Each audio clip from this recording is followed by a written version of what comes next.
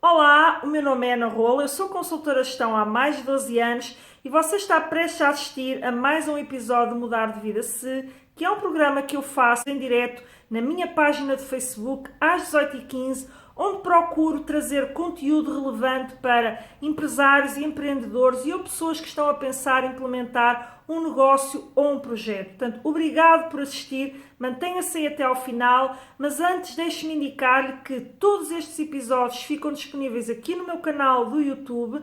Portanto, se você quer receber as notificações e ser lembrado de um novo episódio que aqui coloquei, subscreva o meu canal, ative o sininho das notificações para ser lembrado que um novo conteúdo entrou aqui no canal que pode ser relevante para si que está aqui a assistir. Portanto, mais uma vez, obrigado por assistir, mantenha-se aí e comente se entender relevante ou faça like, vai-me ajudar a fazer com que este conteúdo chegue a mais pessoas. Portanto, sem mais demoras, vamos avançar então para o conteúdo de mais um episódio de Mudar de Vida Se.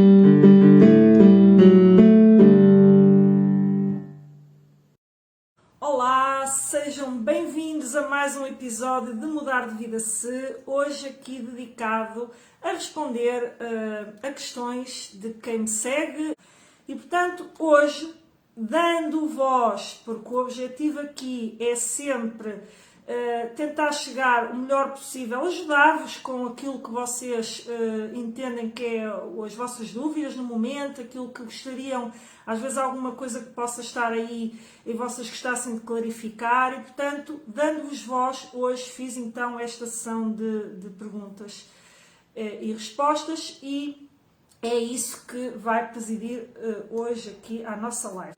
Sem mais demoras, vamos então.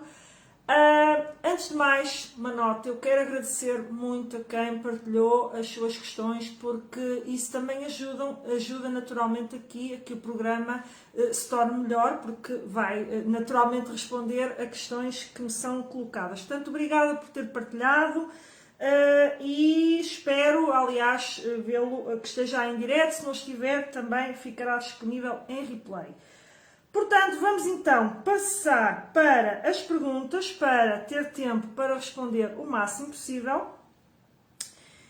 E a primeira pergunta que me deixaram e que já me têm colocado com alguma frequência, portanto eu acho bastante relevante até falar desta situação, que é: a situação política atual pode levar a um atraso no início do novo quadro de apoios comunitários? Portanto, esta pergunta, desde que, enfim, que aconteceu o chumbo do Orçamento de Estado, que o Presidente da República resolveu dissolver a Assembleia, não é? Portanto, irmos para eleições antecipadas, é efetivamente uma pergunta colocada por vários empresários, que naturalmente houve agora recentemente um último SI Inovação, mas que nem todos, primeiro não abrange todo o tipo de projetos e de realidades em termos de investimento. Depois, nem todas as empresas naquela fase reuniam condições para ir ao concurso e, portanto, obviamente estão expectantes em relação ao que poderá vir no próximo quadro comunitário, Portugal 2030. O PRR também poderá ajudar em algumas situações, mas para já está muito direcionado para entidades públicas e, portanto, ou para investimentos públicos, não é? Portanto, tem um efeito de um impacto nas empresas indireto de quem trabalha, obviamente, com esses investimentos públicos, mas não é realmente muito direcionado para a competitividade das empresas. Portanto, os empresários estão muito expectantes com quando é que surge o próximo quadro comunitário, que já foi antecipado, o valor muito avultado de verbas que poderão vir aí, não é? E, portanto, e que não se quer perder tempo na sua execução, porque vai ser exigente conseguir implementar e aproveitar todos os fundos que estão previstos para Portugal, portanto, no próximo quadro de apoio. E, portanto, é natural que decorrente disso tenha surgido esta dúvida. Portanto, esta dúvida aqui veio realmente refletir, tanto, sem dúvida, uma questão que não foi apenas deste seguidor, mas também de outros empresários que já me colocaram esta questão. E a resposta é, realmente pode atrasar. Portanto, temos que ser pragmáticos, não é? Obviamente o desejável era que não atrasasse, era que não tivesse qualquer impacto, mas isso não é verdade, porque efetivamente os fundos comunitários espelham ali políticas económicas que são negociadas entre, portanto, que seguem diretrizes comunitárias, mas que são negociadas naturalmente com o governo português, não é? Portanto, daquelas que são as prioridades e, portanto, dentro de linhas mestras que são também negociadas com a União Europeia, depois é preciso desenhar aquilo que se vai também dar prioridade em termos dos apoios, quais são as linhas que terão maior dotação orçamental. E, portanto, esse quadro, portanto, essa arquitetura em termos dos fundos e daquilo que será a proposta que Portugal vai apresentar à Comissão Europeia, já está neste momento em fase de, portanto, ainda não está aprovado em Conselho de Ministros, mas foi anunciado há uns dias, já, aliás, foi ontem ou anteontem, eu até partilhei uma notícia em que dava conta disso, portanto, que o Primeiro-Ministro indicou que até iria ser provavelmente já tomada a decisão em Conselho de Ministros desta quinta-feira e que, seguindo-se esse processo, então seria remetido à Comissão Europeia para análise. E, portanto, o Governo está na plenitude das suas funções, portanto, tem legitimidade para o fazer, mas não é expectável que a União Europeia decida num mês, portanto, relativamente portanto, àquela proposta que vai ser agora apresentada e que foi trabalhada por este Governo. Naturalmente, não haverá uma alteração radical àquilo que está, que é a arquitetura dos fundos. Portanto, dos fundos da proposta que Portugal vai agora apresentar à Comissão Europeia. Não haverá, mas é evidente que se o Governo que resultar das eleições for de um partido diferente, ou até mesmo que seja o mesmo partido que está atualmente, mas que tenha que fazer, enfim, ceder mais à oposição, caso não tenha maioria, portanto, dependendo da composição que terá o próximo governo, é evidente que pode haver alterações que esse novo governo queira fazer na estrutura desta proposta que vai ser agora validada em Conselho de Ministros e que será enviada para a Comissão Europeia. Portanto, porque a Comissão Europeia inicia uma análise, mas depois há todo um período de negociações. Primeiro, a Comissão Europeia pode não aceitar a proposta tal e qual ela está. E, portanto, há um período, obviamente, de negociação até à aprovação final do desenho e daquilo que é o acordo de parceria. Esse acordo de parceria não é expectável que, obviamente, isso ocorra até à data das eleições, a não ser que a União Europeia realmente focasse totalmente nisso e decidisse dar resposta atempadamente. Mas não é expectável. E, portanto, o que irá acontecer, aliás, já era muito falado que estava atrasada a implementação do novo quadro comunitário, portanto, esse atraso já existia. Havendo eleições no final de janeiro, pode mudar o governo, há toda uma dinâmica depois de tomada de posse do novo governo e, com isso, depois haver políticas económicas e orientações económicas que podem dar origem a querer-se fazer alterações. Portanto, sim, a resposta é pode haver um atraso nas negociações e na implementação do quadro, porque após o acordo de parceria estar aprovado, pois é necessário criar toda a regulamentação nacional, como nós tivemos para o quadro Portugal 2020, para o novo quadro comunitário. Depois de estar a regulamentação é que começam-se a desenhar os avisos de concurso e, portanto, tudo isso poderá, infelizmente, atrasar algum tempo, portanto, o início da execução. Não é o desejável, nós todos queremos que seja rápido.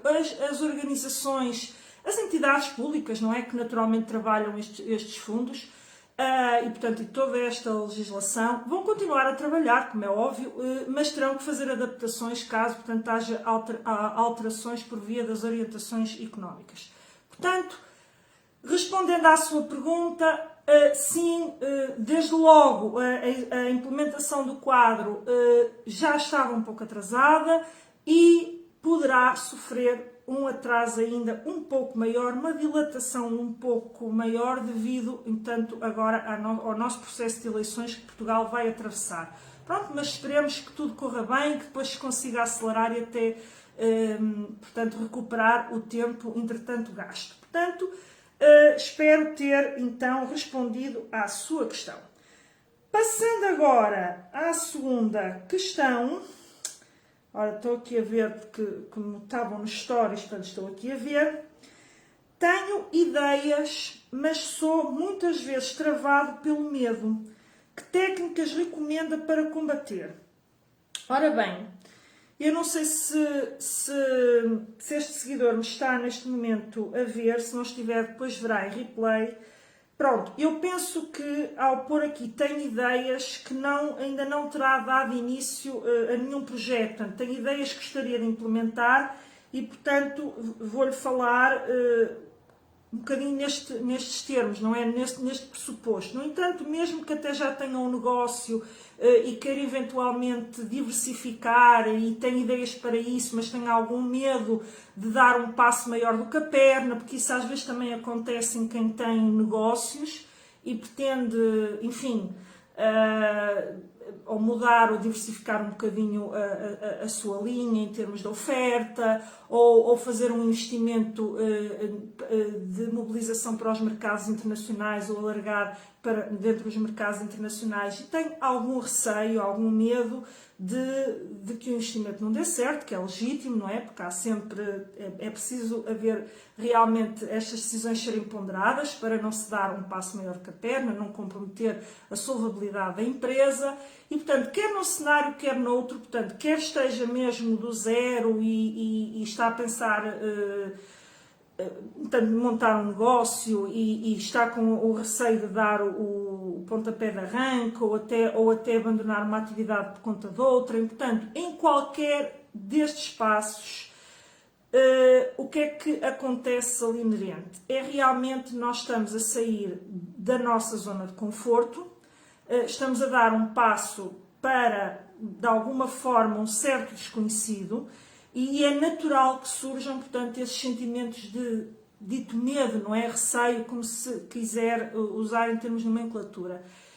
O que é que eu recomendo que se faça e que diminui drasticamente, portanto, esta realidade, portanto, associada ao medo de dar realmente um passo para, num determinado sentido, rumo a um determinado objetivo, mas que realmente desconhece, não é? E é sempre assim, o que virá a seguir. Portanto, ou se vai dar certo. Eu acho que é mais isto. O que nos coloca medo é o se vai dar certo.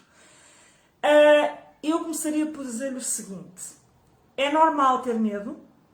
Portanto, é normal o impacto, portanto, que isso tem. Portanto, sempre que nós saímos da nossa zona de conforto, todos nós, humanos, temos receio, não é? Porque vamos rumo a algo que não conhecemos, portanto, que é fora da nossa zona de conforto. Portanto, a primeira coisa é ter esta consciência, não achar que é único, mas é evidente que se quer dar um passo, tem que vencer esse medo. Então, a primeira sugestão que eu lhe faço é o planificar. É muito importante, ou seja, para qualquer decisão que tome, quer esteja portanto, a criar um negócio, quer esteja já com o negócio implementado e queira implementar uma estratégia diferente, portanto, alterar aquilo que é a sua estratégia habitual da empresa, portanto, dar um passo diferente, diferenciar, é planear. Portanto, é planear aquilo que... Portanto, tentar diminuir ao máximo a incerteza dessa decisão. E a diminuição da incerteza da decisão faz-se realmente com planificação. Portanto, quer seja um plano de negócio, quer seja um plano estratégico, a base é sempre, portanto, quando nós planeamos e vamos identificar as características do mercado que eventualmente estamos a querer ir, ou se estamos a entrar também quais são as características desse mercado, portanto, o tipo de procura que existe, quais são os players que estão nesse mercado, portanto, nós sempre que vamos em busca, portanto, das variáveis que tem que conter nesse plano, nós estamos a diminuir o nosso risco em termos do negócio que estamos a querer encetar. E, portanto, vamos reduzindo a incerteza quanto àquilo que estamos a fazer.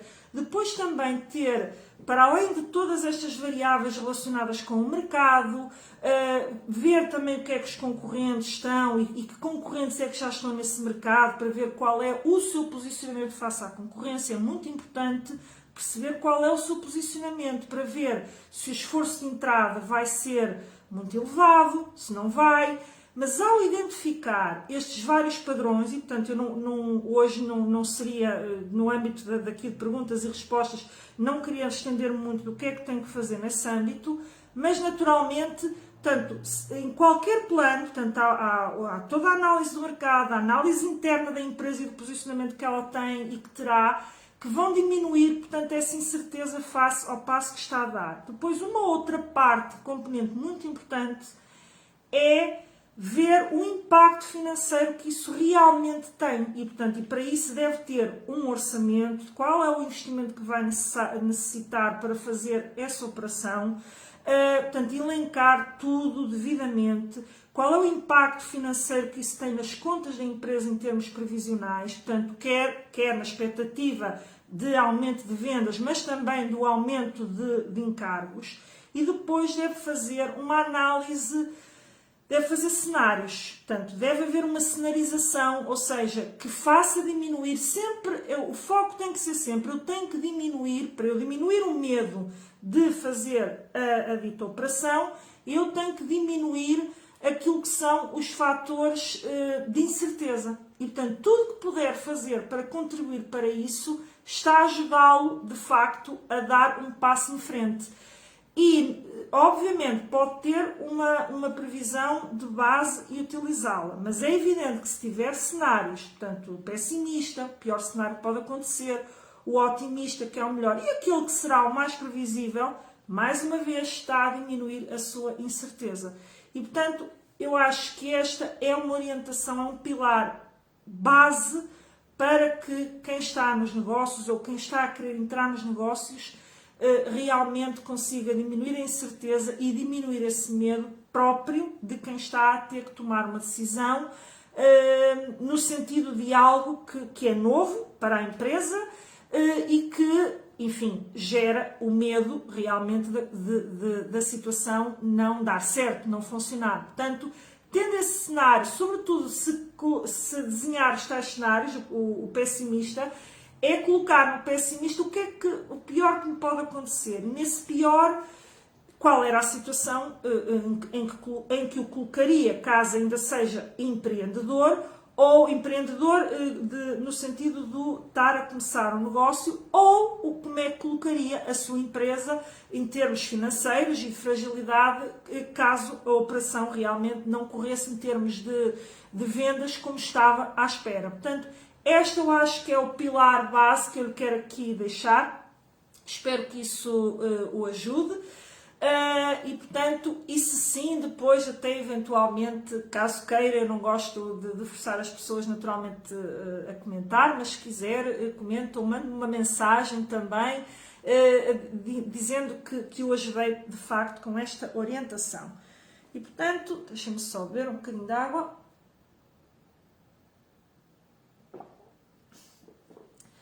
Ora bem, vamos então, né? O tempo passa rápido, já são 18h40, mas ainda temos tempo aqui e vamos passar à próxima pergunta. Sempre tive um negócio assente em preço baixo, O que fazer para mudar isso e não perder clientes? Ora bem...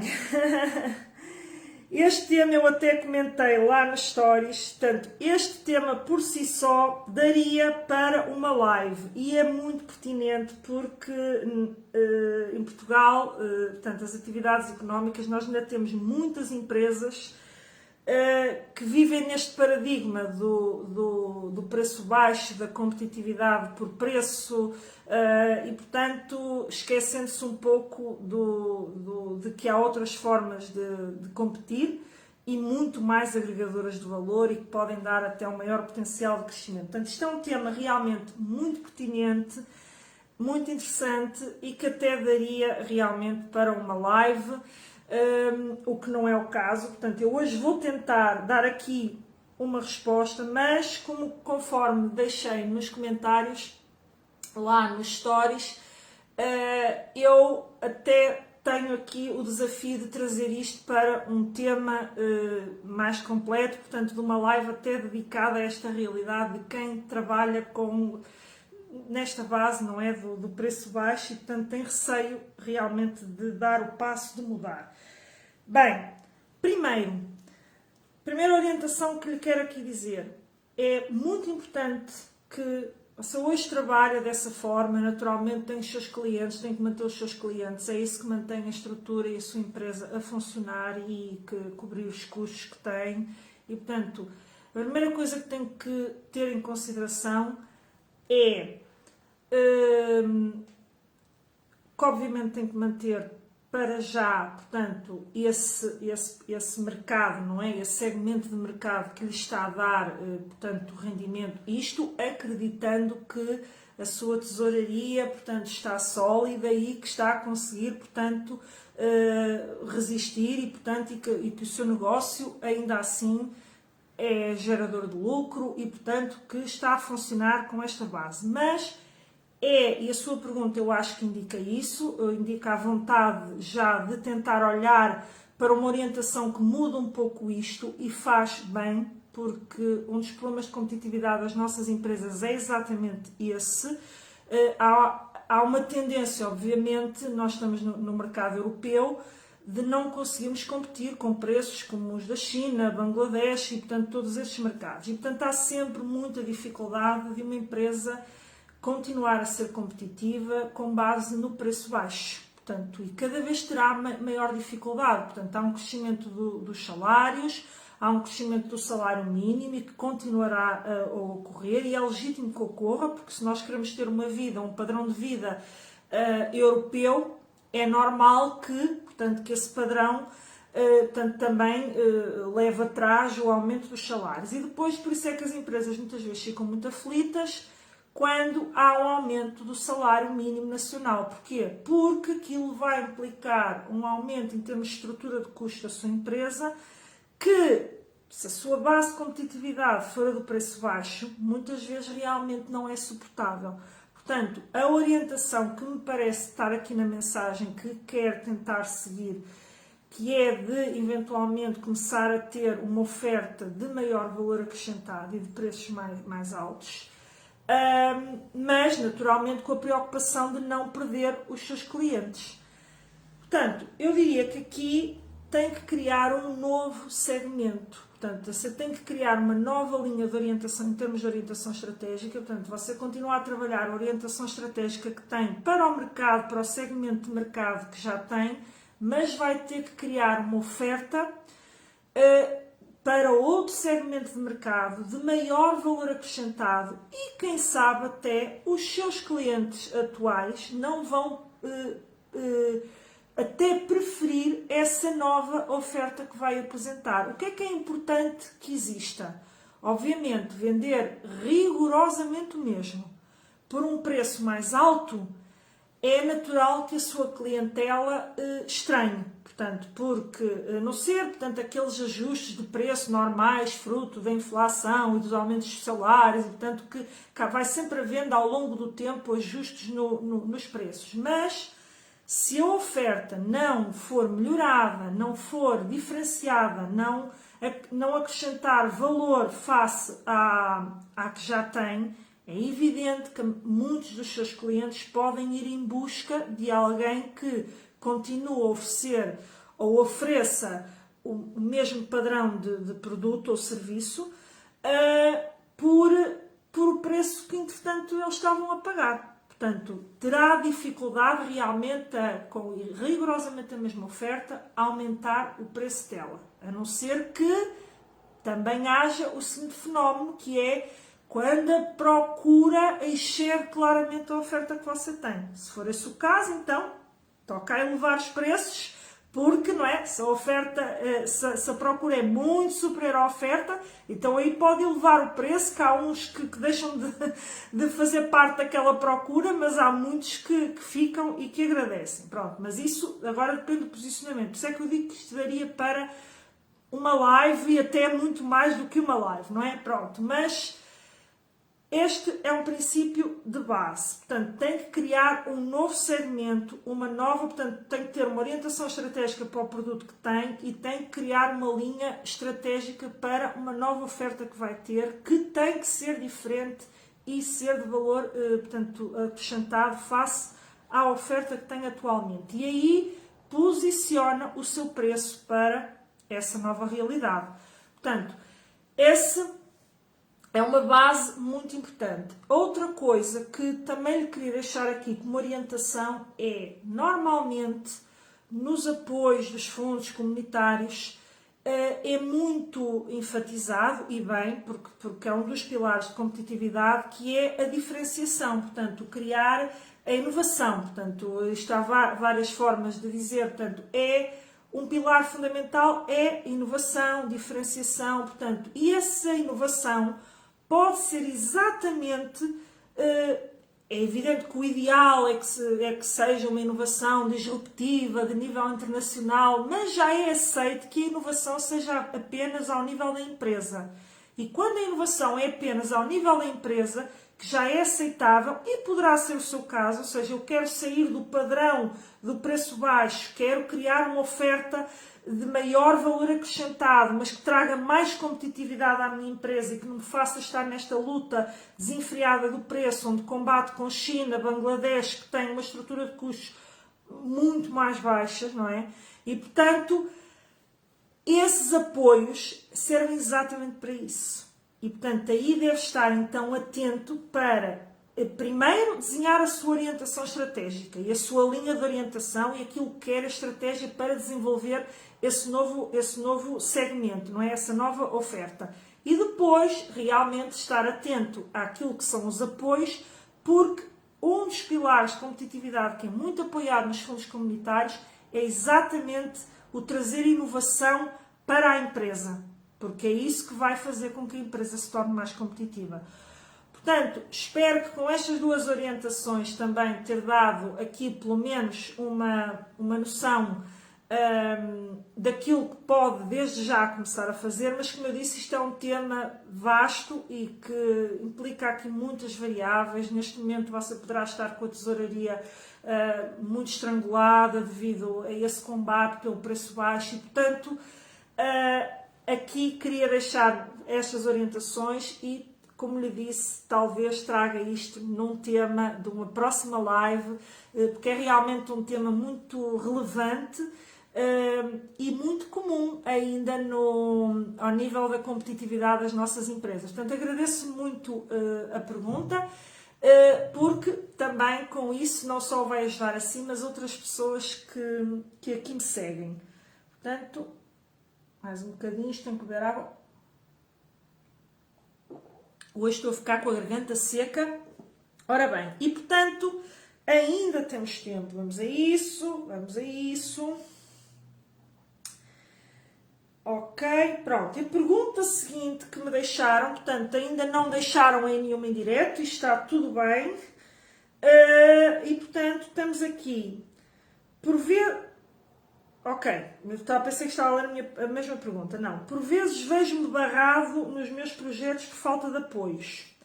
Que apoios existem para começar?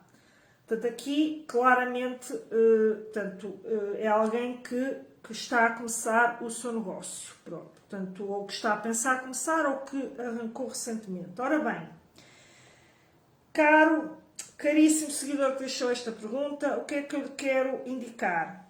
É verdade que Primeira coisa que eu queria deixar aqui é: não se deixe travar pela falta de apoios. Há neste momento no nosso mercado, aqui em Portugal, não é? Começou a haver uma certa cultura de que as pessoas só fazem algo se tiverem apoio para.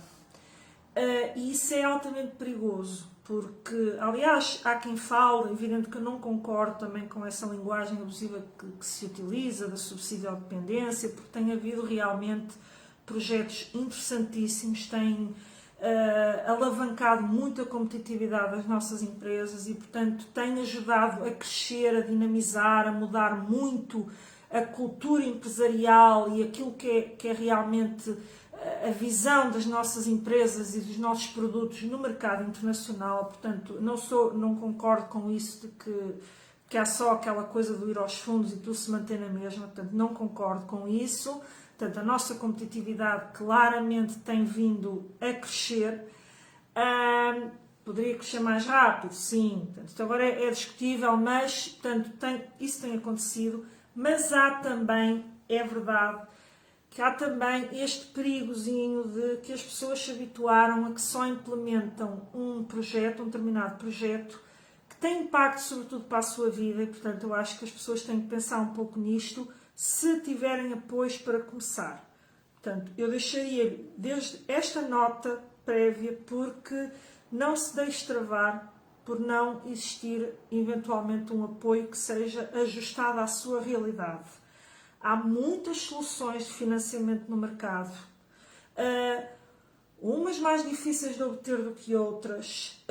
Com certeza, no início pode não ter o desenho, todo o dinheiro que necessita, e portanto eu tenho vários conteúdos, porque isto é uma realidade que me chega muito, muito, e é por isso que eu ponho muitos conteúdos sobre isto, portanto, de quem investe com muito pouco dinheiro, não tem dinheiro para investir. Porquê?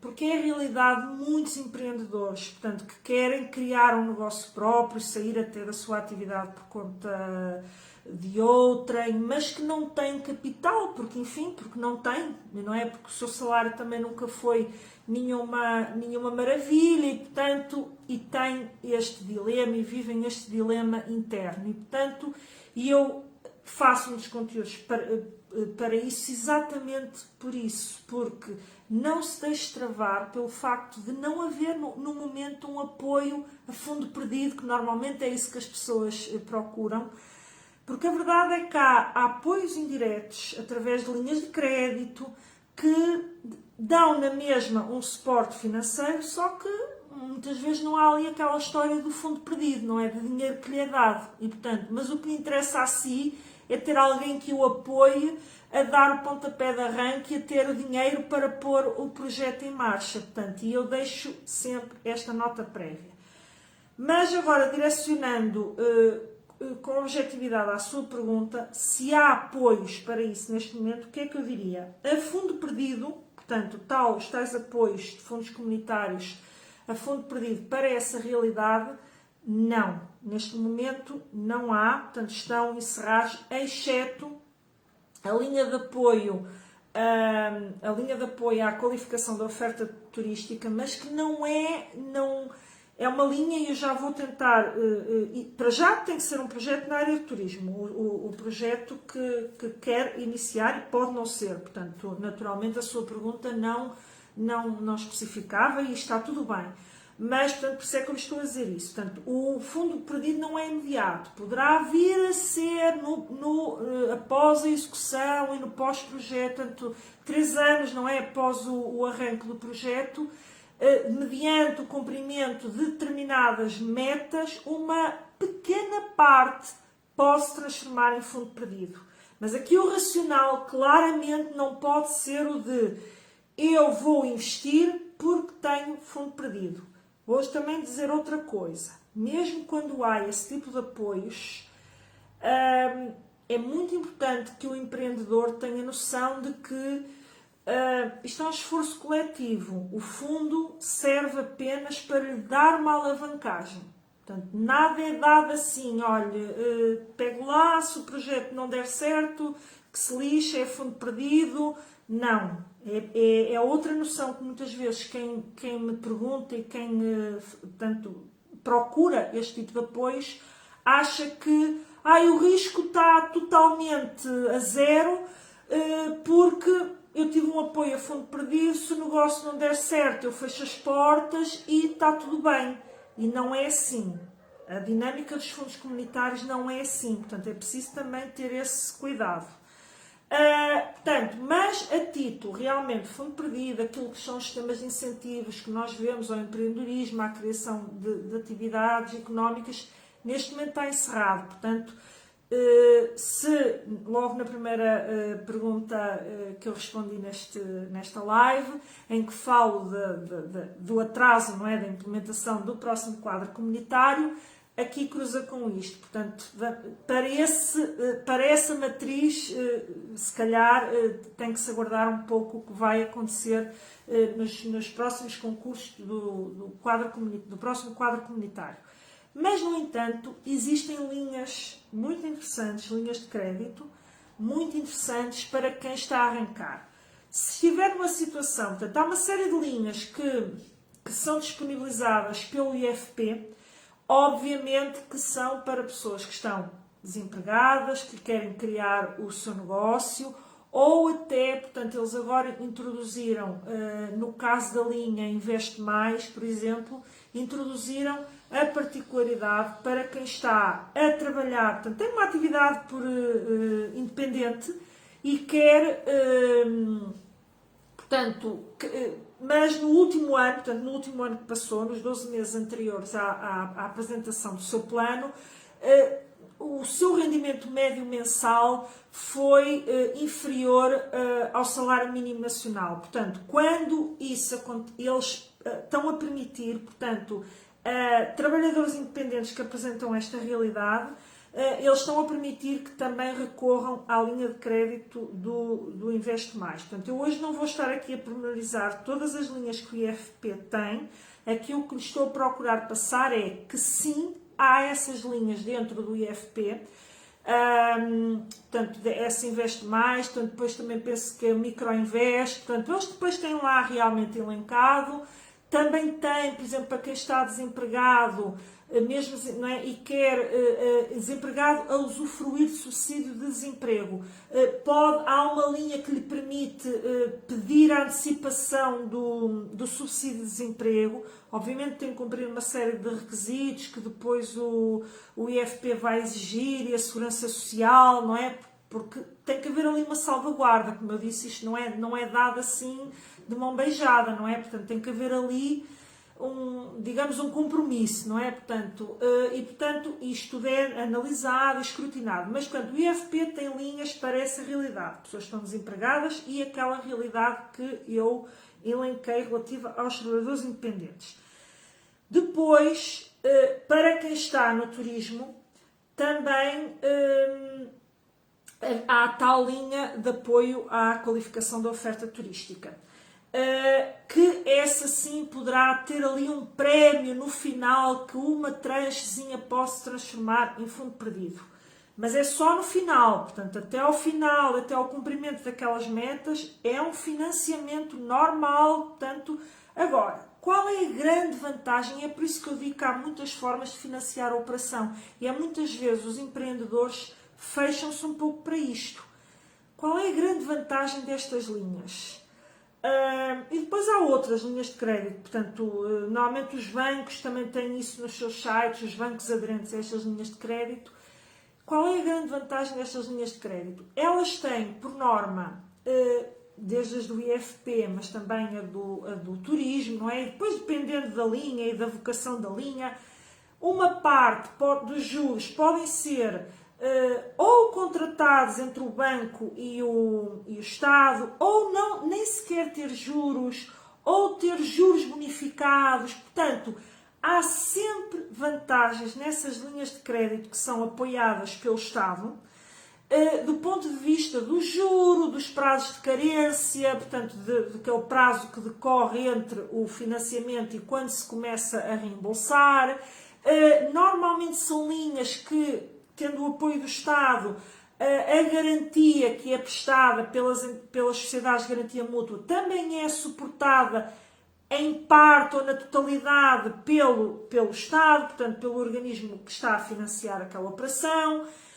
Pode haver, como é o caso da linha de oferta turística, até uma simbiose, ou seja, há uma parte que é financiada e apoiada e com vantagens, não é? Nomeadamente na linha do turismo de zero juros, na parte que é financiada pelo Turismo de Portugal, e depois a do banco é um financiamento normal, com as condições que o banco lhe exigir, mas naturalmente, havendo um apoio ali com garantia de Estado, vai diminuir o seu risco financeiro. Portanto, há soluções no mercado que é evidente, eu não vou estar a dizer que para quem começa a empreender, às vezes é difícil obter estes apoios, até porque é por isso que o Estado ajuda e cria linhas de crédito partilhadas com os bancos, não é? Caso contrário, não era necessário isso, porque significava que o mercado estava a funcionar muito bem. Portanto, mas o que eu quero transmitir é, não prenda a sua ação por isso, tente ir em busca de soluções que o mercado neste momento lhe oferece, que mais não seja para arrancar, para começar, e depois, tendo a empresa até criada, quem sabe depois para alavancar, para crescer, para dinamizar, não recorra a outros fundos comunitários quando os programas abrirem. Mas não se deixe ficar aí à espera, e se... Porque não sabe se virá uma linha que enquadre o seu projeto, não sabe se a sua candidatura depois será aprovada. Portanto, o ideal é ir em busca de soluções. E essas soluções passam neste momento, por as tais linhas de crédito, cofinanciadas e algumas com garantia de Estado. Passa também por, eventualmente, até colocar a questão ao banco, se o banco, mesmo sem esses apoios dessas linhas de crédito, caso não consiga reunir as condições para aceder a elas, se o banco lhe oferece. Passa também, por exemplo, se nós estivermos a falar de uma startup altamente inovadora, portanto, com um potencial enorme de crescimento, pelo capital de risco, e aqui sim, portanto, o que é o capital de risco? É a entrada de outros, portanto, aqui no caso as sociedades de capital de risco, ou business angels, como também são conhecidos, no capital da empresa. E, portanto, eles no início entram com uma tranche, portanto, é como se adquirissem uma cota da empresa, portanto, injetam capital, o projeto começa a andar e depois, num determinado horizonte temporal que fica definido contratualmente, eles saem e são ressarcidos pela sua cota e pelos ganhos, não é? Pelo valor que, entretanto, a sua cota adquiriu. Isto é um mecanismo que ainda se utiliza pouco em Portugal, devia-se utilizar mais, e também há capital de risco apoiado pelo Estado e por fundos comunitários. E neste momento não está totalmente utilizado, ou seja, foi o IFD, não é? Que é a entidade que negocia, portanto, que contratualiza e que abre os concursos neste âmbito, afetou determinadas verbas a sociedades de capitais de risco e eles vão abrindo os concursos, portanto é preciso estar atento, ou até ir lá, portanto, tentar saber, consultar essas sociedades de capital de risco e submeter o seu projeto à análise, porque eles têm verbas neste momento para dar esses apoios. Agora, obviamente, depende do projeto que tem, da situação que tem, e portanto só aí é que se consegue balizar também exatamente, percebendo um bocadinho mais sobre o projeto, não é? Aí é que se consegue realmente identificar rigorosamente qual será o apoio mais adequado. Agora, fundo perdido neste momento não há, está bem? Pronto, espero também ter respondido à sua questão. E portanto, ora bem, não tendo... Eu também acho que... Ok. Penso que até... Não, tinha mais uma questão. Mas que... São 19, mas eu acho que rapidamente vou aqui... Deixem-me só... Porque... Ai, caramba, não estou a conseguir ver a questão. Porquê? que é que aconteceu? Uma pergunta.